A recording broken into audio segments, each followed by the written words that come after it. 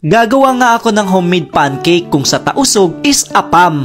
Yun ang tawag namin mga kalasahan. Sobrang nagkikrib nga ako dito mga ilang araw na halos gusto ko na rin kumain ng tao. Huy! Aruru! Kaya ngayon, gagawa tayo at isi-share ko sa inyo kung paano ko ginawa ang apam by Faisal Sali. Aruru! Disclaimer lang po, hindi po tayo professional na chef. Putyo-putyo lang pero masarap yung luto ko. Uy! Naghanap at kinuha ko nga muna yung mga gagamitin nating ingredients at naglagay na nga ako ng all-purpose flour. Tawag sa tausog is terigo. At naglagay na rin ako ng konting baking powder. Pagkatapos mekos-mekos lang natin. Tapos lagyan na ng 2 itlog. Kung wala kang itlog, syempre yung itlog mo. Uy, charot lang. Kung wala kang itlog, syempre sa partner mo. Uy, aroro! Tansya-tansya nga lang tayo mga kalasan, pero for sure masarap yan. Mix well lang natin ito para mag-combine yung mga nilagay natin. Maglagay na rin tayo ng asukal para magkaroon ng kaunting tamis. Huwag sobra ha, kasi hindi naman tama yung sobrang sweet. Baka masaktan ka pa. Uy, kasi kailangan na ng sweetness sa relasyon nyo. Aruru, after nga natin haluin, ilalagay na natin yung pinaka main ingredient at ito ang niyog or lahing sa tausog. Bali mga kalasan, fresh niyog ang ilalagay natin. Para mas masarap, ihalo-halo nyo lang ito hanggang sa magsama-sama lahat ng nilagay natin. Syempre naman, titikman natin para malaman natin if pasado na talaga ang tamis ng pagkain natin. Uy, aruru! Kapag nakukulangan pa nga kayo sa tamis, syempre mag-add na lang kayo ng sugar para at least hindi kayo magsisi sa huli. Uy, aruru! Let's go! Magluto na tayo. Kuha lang tayo ng kawali at mas okay gamitin ang butter kaysa sa oil. Kasi mas healthy kahit papano yung fats sa butter kaysa sa oil. Pero depende pa rin sa inyo, wag nyo pilitin pag wala. Uy! Kapag mainit na nga, ilalagay na natin yung mixture or yung ginamit natin. Parang pancake lang to sa Manila, pero sa tausog ibang version to is apam-apam. Pasensya na kayo mga kalasana kung alam ko nanonood yung mga expert dyan magluto ng apam, pero pasensya nyo na ako mga kalasana, hindi tayo expert, pero alam ko yung mga kunting